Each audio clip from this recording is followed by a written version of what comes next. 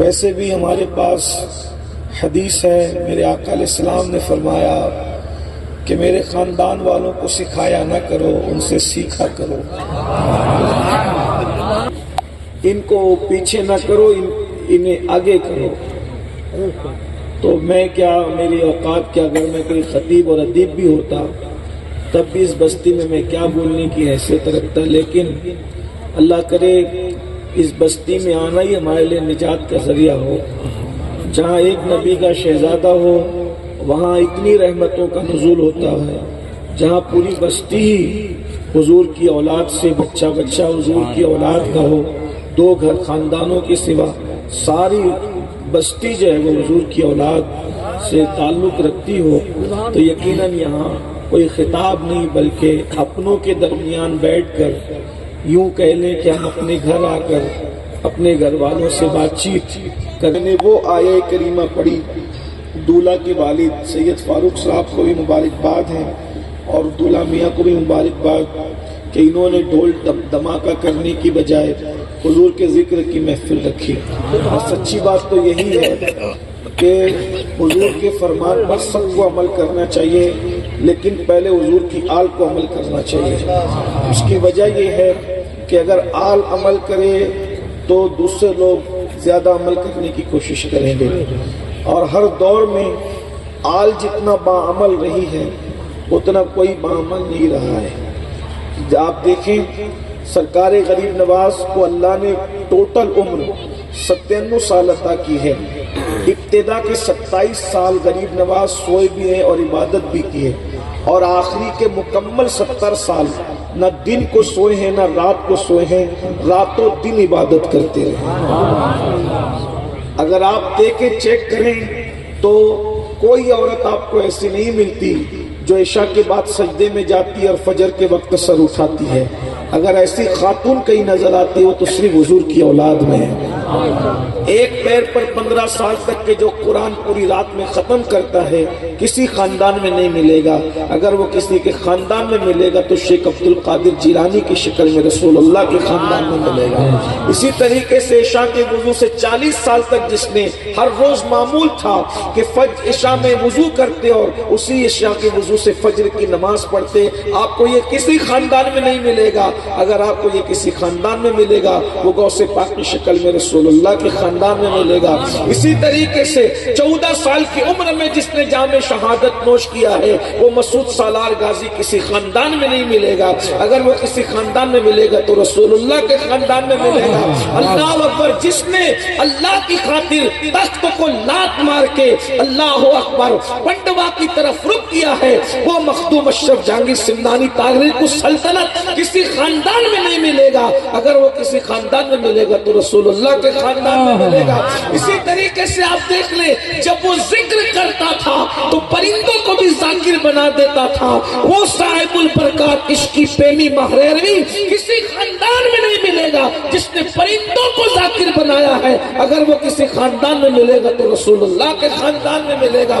اسی طرح سے دیکھ لیں اللہ اکبر امام جعفر صادق اللہ اکبر جن کی تم اولاد ہو، یہ سادات اللہ اکبر کیا سمجھتے ہو؟ صرف 22 کے کوڑے کھا کر اور پکا کر ذمہ داری میں سبکدوش ہوتے ہو۔ اللہ اکبر اتنے بڑے عالم تھے، اتنے بڑے عالم کہ امام اعظم ابو حنیفہ جسے دنیا سراج الامہ کاشف الغمہ حضرت نعمان بن ثابت کہتی ہے، وہ امام جو داتا علی حجویری کا امام ہے، وہ امام جو غریب نواز کا امام ہے، وہ امام جو محبوب الہی کا امام ہے، وہ امام جو صابر کلیر کا امام ہے، اتنے بڑے بڑے ولیوں کا جو امام ہے جسے دنیا امام اعظم کہتی ہے، وہ اگر کسی کی جوتیاں سیدھی کرتا ہے تو اس جوتی والے کو دنیا جعفر صادق کے نام سے جانتی ہے۔ جس کی جوتی سیدھی کرنے والا اتنا بڑا امام ہوگا وہ جوتی والے امام جعفر صادق کی عظمت و بزرگی کا عالم ہے۔ اتنا بڑا عالم اگر آپ کو کہیں نظر آئے گا وہ صرف حضور کے خاندان محمد رسول اللہ کے خاندان میں نظر آئے گا، ورنہ آپ دیکھتے چلے جائیں۔ اور پھر کوئی محراب میں قرآن پڑھتا ہے، کوئی منبر پہ قرآن پڑھتا ہے، کوئی اسٹیج پہ قرآن پڑھتا ہے، کوئی خانقاہ میں قرآن پڑھتا ہے، مگر نیزے پہ قرآن سنانے والا اگر تمہیں کہیں نظر آئے گا تو وہ میرے نبی کے خاندان میں امام حسین کی شکل میں نظر آئے گا۔ یہ خاندان مصطفیٰ کی انفرادیت ہے، اس لیے خاندان مصطفیٰ کو عمل کے اعتبار سے بھی منفرد رہنا چاہیے تاکہ لوگ آپ کو مقتدا۔ سید کا مطلب یہ نہیں ہے کہ آپ ہاتھ چوم رہے ہیں، ہاتھ تو لوگ کسی کے بھی چومتے ہیں، مانا کوئی فضیلت نہیں ہے۔ حضور کی وفاداری ثابت کرنا یہ بڑی بات ہے، اللہ کے حکم پر عمل کرنا یہ بڑی بات ہے۔ اے سادات کرام، ایک بات مجھے یہاں یاد آئی، میں نے پہلے ہی کہا کہ کوئی تقریر نہیں ہوگی، میں تو صرف سبق سنا ہے۔ آج کل چونکہ میں آپ ہی میں سوں اس لیے، اور میں اس پہ کوئی فخر نہیں کرتا، اسی لیے مجھے حق بھی ہے، اگر آپ میرے بڑے ہیں تو چھوٹا بھائی ہوں، اور اگر چھوٹے ہیں تو آپ کا بڑا ہوں، بڑا بھائی ہوں۔ لیکن ایک بات کہتا ہوں، ہم لوگ یہ طے کر کے بیٹھے ہیں سادات کرام کہ ہم تو جنت ہی میں جائیں گے، اللہ کرے صحیح ہو انشاءاللہ۔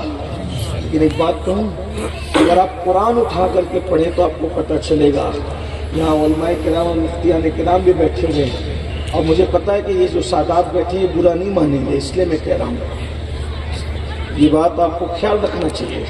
اگر کوئی ہمارے ہاتھ نہیں چومتا ہمارا دل ناراض ہوتا ہے کہ اس نے کیوں ہاتھ نہیں چومے۔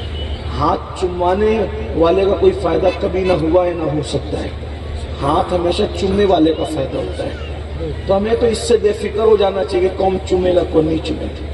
تعظیم کرنے والے کا فائدہ ہوتا ہے، تعظیم کروانے والے کا کوئی فائدہ نہیں ہوتا۔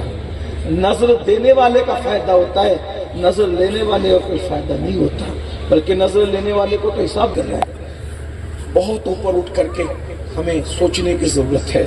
سادات کو قرآن اگر آپ اٹھا کر دیکھیں تو آپ کو قرآن سے پتہ چلے گا کہ اور پبلک گناہ کرتی ہے تو انہیں ایک عذاب ہوگا، لیکن اگر نبی کے خاندان کے کسی فرد سے گناہ ہوتا ہے تو قرآن کہتا ہے اللہ ان کو ڈبل عذاب دے گا۔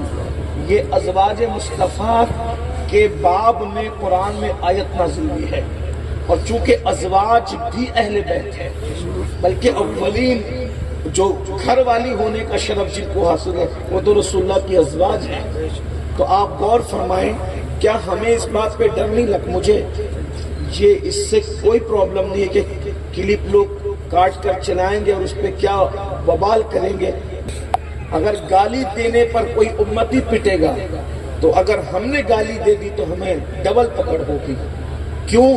اس لیے کہ لوگوں کا رسول اللہ سے ایک رشتہ ہے کہ وہ صرف امتی ہے، اور سادات کے حضور سے دو رشتے ہیں کہ وہ امتی بھی ہے اور حضور کی اولاد بھی ہے۔ تو رشتے جتنے بڑھتے جائیں گے تو پھر، اور یہ بھی ہے کہ اور کوئی عمل کرے تو ان کو ایک اجر ملتا ہے، اور حضور کی آل عمل کرتی ہے تو ان کو دوہرا اجر ملتا ہے۔ یہ بھی ہے، آپ کے لیے اجر بھی ڈبل ہے اور آپ کے لیے پکڑ بھی ڈبل ہے۔ تو یہ بات سوچ کر کے رکھنا، یعنی بالکل ایسے جیسے مکہ شریف میں ایک نیکی کرو تو 1,00,000 کا ثواب ہے، لیکن اگر ایک گناہ کرو تو 1,00,000 گناہ کے برابر ہے۔ تو ہمیں اس پر بہت غور کرنا چاہیے۔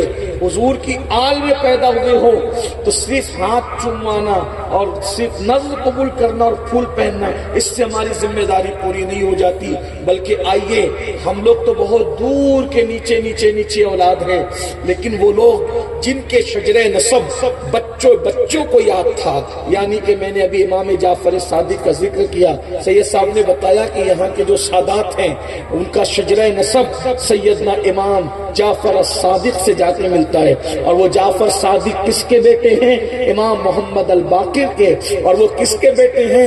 حضرت سیدنا امام الائمہ مظلوم کربلا سید سجاد عابد بیمار حضرت امام زین العابدین کے بیٹے ہیں، اور وہ شہزادے ہیں، شہزادہ بلبل قبا سیدنا تاجدار کربلا امام حسین علی جدی علیہ السلام کے، اور امام حسین بیٹے ہیں ہم سب کے مولا، مولائے کائنات، امام المشارق والمغارب، حلال مشکلات والنوائب، اخی رسول و زوج البتول سیدنا علی ابن ابی طالب، ان کی وہ امام حسین امام علی کے بیٹے ہیں، اور وہ شوہر سیدہ مخدومہ طیبہ طاہرہ عابدہ زاہدہ راکعہ ساجدہ نقیہ تقیہ زکیہ ام ابیہا عالمہ غیر معلمہ مخدومہ کائنات ملکہ فردوس بری سیدہ فاطمہ الزہرا کے، اور وہ شہزادی ہے سید المعصومین محمد الرسول اللہ۔ یہ شجرہ نسب ہے امام جعفر صادق کا، جس پر ساری امت اتفاق کرتی ہے۔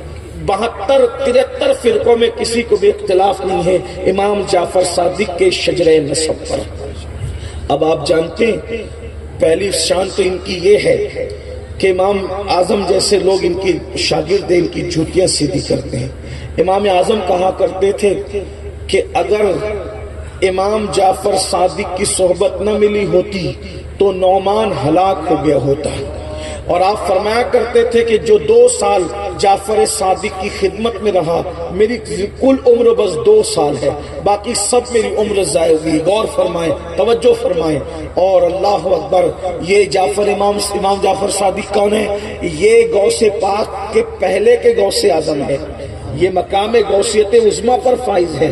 جو غوثیت کے منصب ہیں ان میں سے اپنے دور میں وہ غوث پاک کے منصب پہ بلکہ غوثیت کبریٰ کے منصب پہ فائز ہوئے، جس کو اجابت الغوث میں علامہ سید محمد امین ابن عابدین شامی نے، صاحب شامی اجابت الغوث میں لکھتے ہیں کہ یہ سب لوگ غوثیت کبریٰ کے منصب پہ فائز تھے۔ آپ غور کریں، جو غوث اعظم سے پہلے غوث اعظم ہو اس کی شان کیا ہوگی؟ ارے جب ان کے بیٹوں میں جو غوث اعظم شیخ عبد القادر جیلانی ہوئے، ان کی شان یہ ہے سارے اقطاب جہاں کرتے ہیں کعبے کا طواف، کعبہ کرتا ہے طواف درے والا تیرا، قسمیں دے دے کے کھلاتا ہے پلاتا ہے تجھے پیارا اللہ تیرا چاہنے والا تیرا، اور جو ولی قبل تھے یا بعد ہوئے یا ہوں گے سب ادب رکھتے ہیں دل میں میرے آقا تیرا، اور وہاں کیا مرتبہ ہے غوث ہے بالا تیرا، اونچے اونچوں کے سروں سے قدم آلا تیرا، سر بھلا کیا کوئی جانے کے ہے کیسا تیرا، اولیاء ملتے ہیں آکے وہ تلوا تیرا، اور شکر کے جوش میں جو ہے وہ تجھے کیا جانے، خضر کے ہوش سے پوچھے کوئی رتبہ۔ یہ 700 سے 1000 رکعت نفل نماز ادا کرتے تھے حضرت امام جعفر صادق رضی اللہ تعالی۔ اتنی بڑی ہستی ہے امام جعفر، اب سنو، جو بڑا ہوتا ہے وہ بہت جھکتا ہے، پھلدار ٹہنی ہمیشہ جھکی ہوتی ہے۔ امام جعفر صادق رضی اللہ تعالی جب لوگ آپ سے مصافحہ کرنے آتے ہیں تو امام جعفر صادق مصافحہ کرنے والوں کا ہاتھ پکڑتے ہیں۔ میں جہاں سے پڑھ رہا ہوں اس روایت کو داتا علی حجویری نے لکھا ہے، میں جہاں کہ امام جعفر صادق سے جب کوئی مصافحہ کرنے آتا ہے مرید کا چاہنے والے کا ہاتھ پکڑتے اور پکڑ کر کہتے مجھ سے وعدہ کر، اگر قیامت میں اللہ نے تیری بخشش کر دی تو تو میری سفارش کرے گا، تم میری سفارش کرنا کہ اللہ مجھے بخش دے، اور اس کے بعد پھر وہ اس سے کہتے اور اگر انشاءاللہ اگر اللہ نے میری بخشش کر دی تو میں تیری سفارش کروں گا۔ اب آپ مجھے بتائیں امام جعفر صادق اپنے مریدوں سے، اپنے چاہنے والوں سے، اپنے ماننے والوں سے کہا کرتے تھے اگر تیری سفارش، اگر تیری بخشش ہو گئی تو تم میری سفارش کرنا۔ تو لوگ کیا کہتے تھے پتہ یہ کہنا ہی تھا لوگوں کو، حضرت آپ تو سید ہیں، آپ کے نانا شافع یوم المشور ہے، آپ تو آل رسول ہے، آپ کے نانا تو شفیع المذنبین ہے۔ تو امام جعفر صادق رو کر کہتے تھے یہی تو رونا ہے کہ ہم سید ہیں، یہی تو رونا ہے کہ ہم سید ہیں، قیامت کے دن ہم اپنے نانا کو منہ کیا دکھائیں گے۔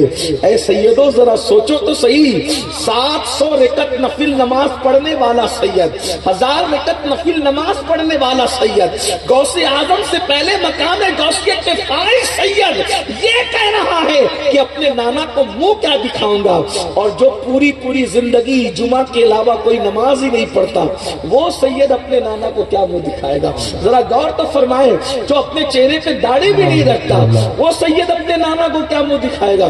اس لیے میرے بھائیوں ہمیں اللہ سے ڈرنا چاہیے، غور کرنا چاہیے۔ بہت آسان نہیں ہے، حضرت امیر خسرو نے کہا تھا بہت کٹھن ہے ڈگر پن گھٹکی کیسے کہ بھر لاؤں مدوا سے مٹکی، آسان نہیں ہے یہ شہادت گہے الفت میں قدم رکھنا ہے۔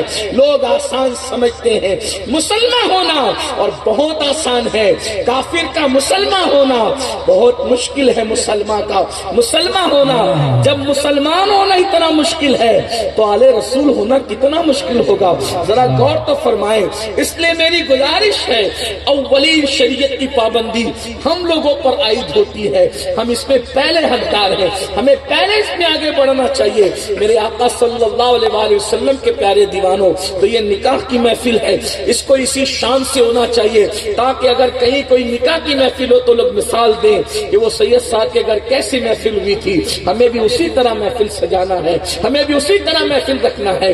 اب آئیے میں آپ کے سامنے جو عنوان ہے اس کے مطابق کچھ گفتگو معروضات پیش کروں۔ اللہ پاک نے قرآن مقدس میں ارشاد فرمایا، جو آیت میں نے پڑھی ہے یہ آیت ہمیشہ خطبے میں پڑھی جاتی ہے۔